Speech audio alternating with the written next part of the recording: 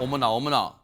제목이 일단 섬뜩한데 대체 무슨 일이 있었던 걸까요, 김묘성 기자님? 네, 부부가 살면서 갈등 한 번 겪지 않는 부부가 어디 있겠습니까? 그쵸. 그런데요, 이 부부는요, 유독 풀리지 않는 각자의 서름, 각자의 한이 존재하는 것 같습니다. 저분들 많이 봤는데요. 네, 축구 선수 출신 정대세 씨 그리고 그의 아내죠 승무원 출신인 명서연 씨 네. 이 부부의 이야기인데요. 어허. 정대세 씨 같은 경우에는 북한 국적, 대한민국 국적 갖고 있지만 또 일본에서 태어났기 때문에 본가가 일본에 있습니다. 그래요? 그리고 아내 명서연 씨 같은 경우에는 승무원 시절에 대통령 전용기 승무원에 뽑힐 정도로 그 분야에서 인정도 그래요? 받았고 열정도 대단했는데 네. 정대세 씨와 결혼을 하게 되면서 남편 따라 일본으로 가느라 경력이 단절이 됩니다. 네. 그렇게 시댁이 있는 일본에서 생활을 했었는데 아하. 제가 했었는데라고 과거로 말씀드리는 이유는 네. 시댁에서 생활을 하게 되면서 시댁과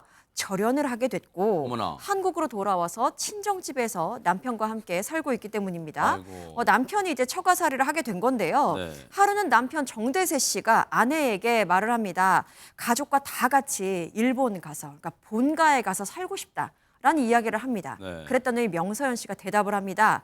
본가에 가고 싶으면 혼자 가라. 아이고. 남편에겐 일본 본가가 천국이었을지 몰라도 나에겐 지옥이다. 그곳에서 결혼 생활 내내 나는 죽어서 살았다라는 충격적인 발언을 합니다. 어머나.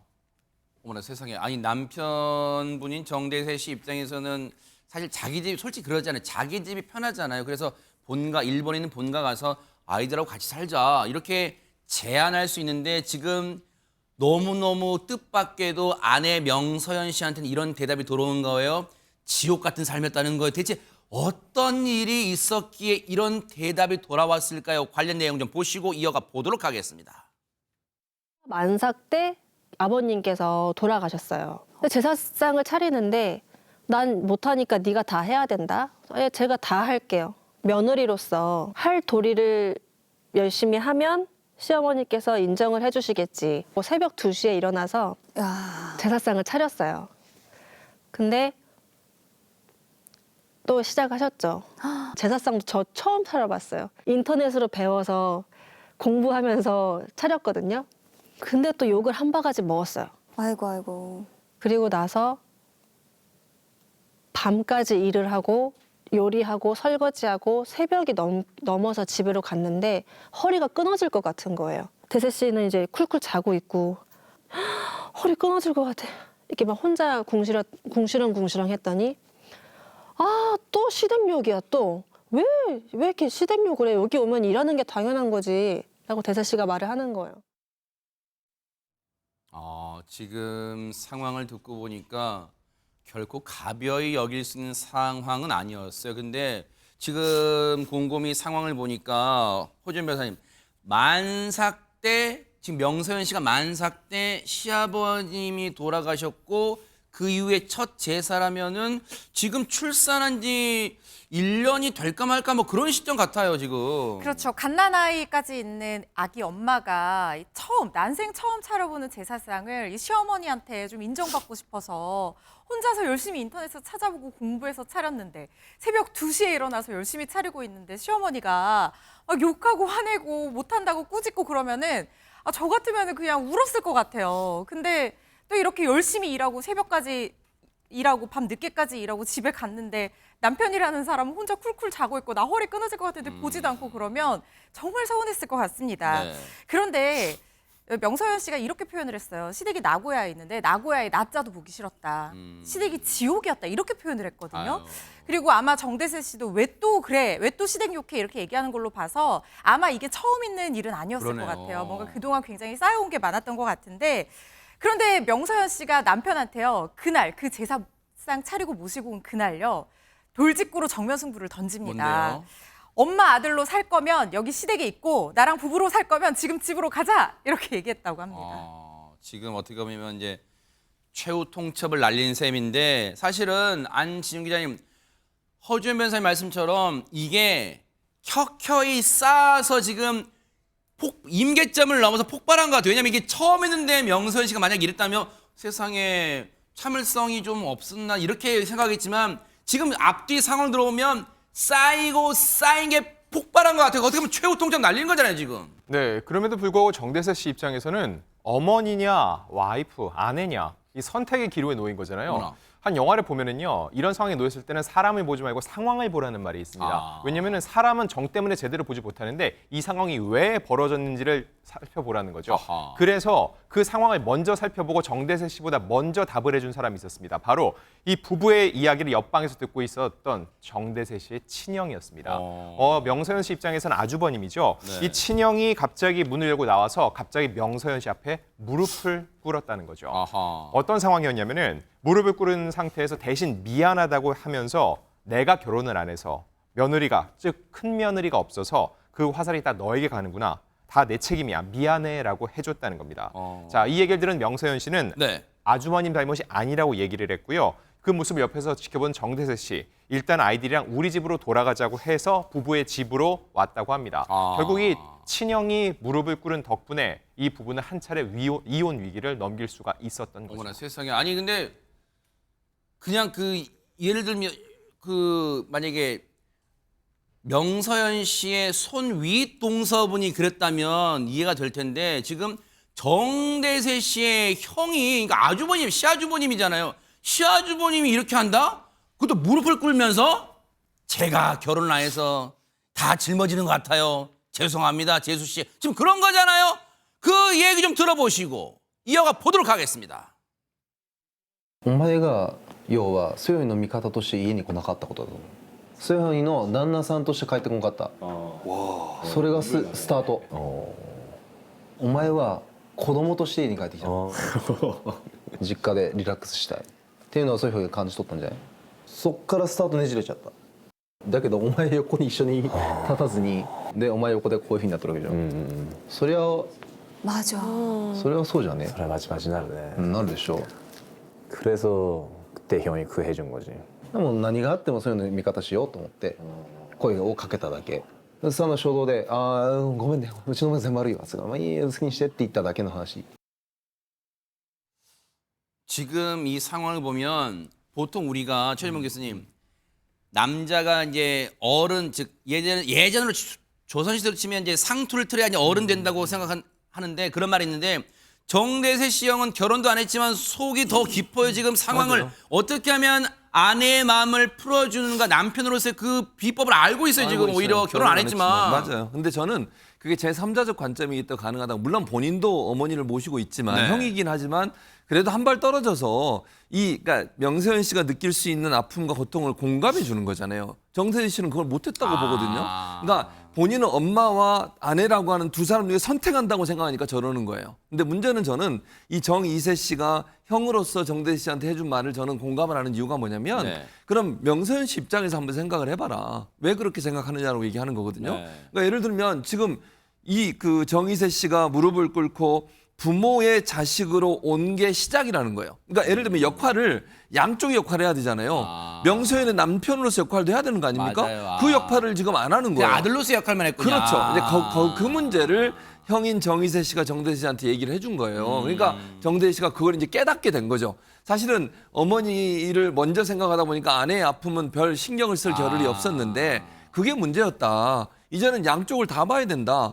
고통받고 있는 아내에 대해서 왜 생각을 안 했냐 하는 부분들을 지적해 준 것이 저는 정대세 씨가 이 상황을 좀 더 이해하는 데 도움을 준 거라고 보여지고요. 네. 그래서 저는 이런 얘기를 하잖아요. 아내를 지켜주겠다는 자세를 처음부터 보여주지 않은 게 문제다. 네. 예를 들면 일정 부분 어머니의 마음을 헤아리고 거기에서 같이 하려는 생각도 있어야 되지만 네. 그럼에도 불구하고 한쪽에서는 명서연 씨 입장도 이해해주고 함께 뭐 고통을 분담을 하든 아니면 감정을 공유해줘야 될 거 아니에요. 네. 그런 부분이 전혀 없는 상태에서 자기는 쿨쿨 자다가 네. 여기 와서 일하는 게 뭐가 문제야 이렇게 얘기하면 안 된다는 거죠. 그 부분을 형이 잘 지적해줘서 위기를 네. 넘길 수 있었지 않나 이런 생각이 듭니다.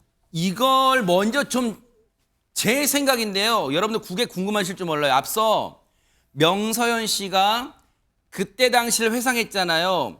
만삭 때 시아버님이 돌아가셨고 그리고 1년도 안 돼서 지금 이 첫 그 시아버지 제사상을 차렸는데 시어머님 나는 못한다 네가 다 해라 그렇게 했다는 최명규 님 보세요. 그때 시어머니가 나는 못하니까 제사상을 다 네가 차려야 돼. 물론 저는 여기서 그 이해할 수 있어요.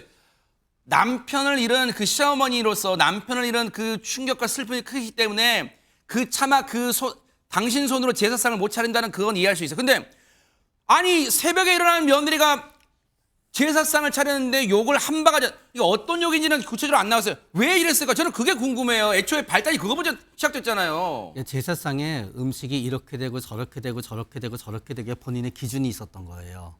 그렇기 때문에 본인의 기준에서 조금이라도 벗어나게 되면은 그거는 제대로 된 제사상이 아닌 아니 거죠. 홍동백서가 뭐가 중요합니까 그게? 뭘 중요해 그게? 그러면서 또 이렇게 얘기하게 되세요. 몰랐지요? 그러면 이제 그 다음에는 물어보지 않았다는 거로 또 이제 시작해요.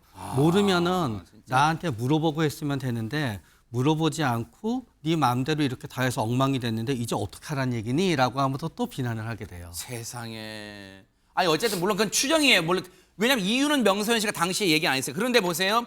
어쨌든 지금 부부가 갈등을 풀지 못하고 일본에서는 갈등을 풀지 못하고 한국으로 일단 왔어요. 아이들과 함께 왔어요. 그리고 앞서 말씀드린 것처럼 지금 처가살이를 정대세 씨가 하고 있는데 혹시 그렇다면 지금 정대세 씨는 처가살이가 불만은 없는 걸까요? 관련 내용 들어보시고 이어가 보도록 하겠습니다. 서현이 인생을 포기한 거라고 생각을 하겠지만 나도 나대로 포기한 게 많아. 내가 한국에 들어온 이유가 뭔지 알아? 서현이하고 장모님가 원해서야. 그 눈치 봐서 나는 은퇴를 했다고. 아니었으면은 한 3부 리뷰 4부 리뷰 가더라도 돈을 받을 수 있는 한 나는 축구를 하고 싶었어. 은퇴하는 마지막 경기자 나는 어머니를 못 불렀어. 30年間サッカーをしてきて俺の어머니가ずっと支えて 지금 정대세 씨 본인도 나는 내가 할 말이 없어서 안 한 줄 알아? 내가 속이 아니야. 막 지금 그런 것 같아요. 이제 부부의 사연이 좀 어떻게 들으셨어요 지금? 일단은 저는 아까 형의 반응을 보다가 보면은 아마 형도 자기 어머니를 보면서 객관적으로 굉장히 힘든 분이라고 봤던 게 있는 것 같아요. 그리고 정대세님도 결국은 어머님이랑 떨어져 사는 걸 보면은 본인도 결국은 어머니랑 같이 사는 것보다는 이쪽에서 사는 게 뭔가 본인이 고통을 덜 받는다고 생각하고 있는 게 아닌가 생각이 들어요.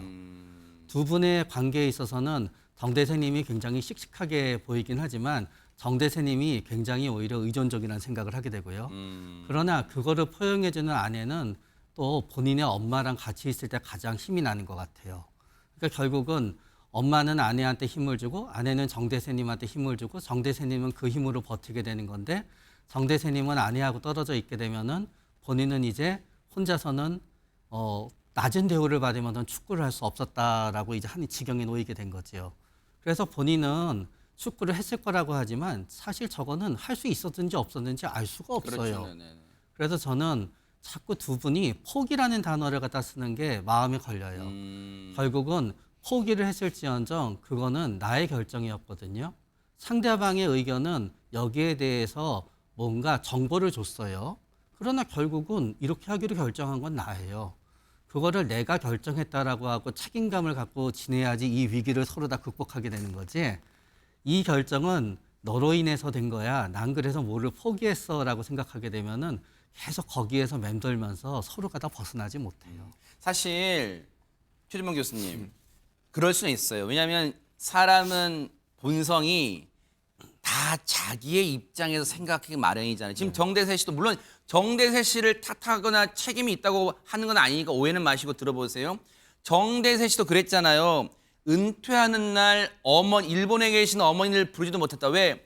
30년간 자기 자신을 뒷바라지 해준 어머니를 못 부를 정도로 명서현 씨, 즉 아내와 우리 엄마가 관계가 안 좋으니까 눈치 보일까 봐 부르지 못했다. 근데 결국은 물론 그게 뭔가 불편해서 못 불렀다고 배려한 것일 수 있어요. 근데 어쨌든 그게 서울음이 됐잖아요. 근데 어쨌든 지금 고부간의 갈등을 풀 열쇠를 가진 사람은 정대세 씨 본인 아닌가 그런 생각도 들어요. 당연하죠. 그러니까 양측의 갈등의 요소가 있지만 이걸 풀 수 있는 사람 정대세 씨밖에 없어요. 그렇죠. 누가 할 수 있겠습니까? 네. 저는 양측을 어쨌든 갈등을 줄여들게 만들 수 있는 시간이 저는 좀 필요하다고 지금 생각해요. 우는 게 능사가 아니에요. 그러니까요. 울고 있는 게 능사는 아니에요. 저렇게 그러니까 있잖아요. 지금 현재는 떨어져 있지만 양측의 정대세 씨가 각각의 어떤 얘기를 하든 대화를 통해서든 서로의 입장들을 전달해주는 역할을 하면서 둘의 관계를 좀 더 가까이 만드는 노력을 해야 돼요. 근데 그렇죠. 그게 단기간에 이루어지는 않을 거예요. 맞아요. 왜냐하면 신뢰라는 게 한 번 깨졌는데 한두 번 만나고 신뢰가 생기는 게 아니에요. 그래서 저는 그런 기회를 정대세 씨가 자꾸 만들 필요가 있다. 그리고 양측의 양측의 의견들이 어떻게 충돌되는지 하는 점을 찾아서 그 부분을 바꾸기 위해서 양측의 노력을 좀 요청할 필요가 있다는 생각이 들어요. 왜냐하면 어머니든 명세현 씨든 남편이 힘들어하고 아들이 힘들어하는 걸 좋아하겠습니까? 저는 아니라고 보거든요. 행복하게 살고 싶어요. 그런데 행복하게 살 수 있는 상황이 아닌 거예요. 네. 그럼 상황을 바꿔야죠. 그러네요. 근데 그 시간이 필요하니까 정대희 씨가 그 상황을 바꾸기 위해 노력을 해야 돼요. 아하. 양측에 다. 네. 그런 점이 필요하다고 저는 생각하기 때문에 너무 짧은 기간 안에 문제를 해결하려고 하지 마시고 신뢰는 오랜 시간 쌓아야 되니까 시간을 좀 지속적으로 갖고 양측의 노력을 할 수 있도록 정대희 씨가 중간에서 중개자 맞아요. 역할을 잘했으면 좋겠습니다. 앞서 최명기 원장님이 정말 중요한 말씀하셨어요. 이 부부 사이에 지금 포기라는 단어가 너무 쉽게 나와요. 포기는 어떨 때 쓰는 단어라고요? 배추 셀 때나 쓰는 단어라는 거 명심 또 명심하시기 바랍니다. 기대를 해보겠습니다.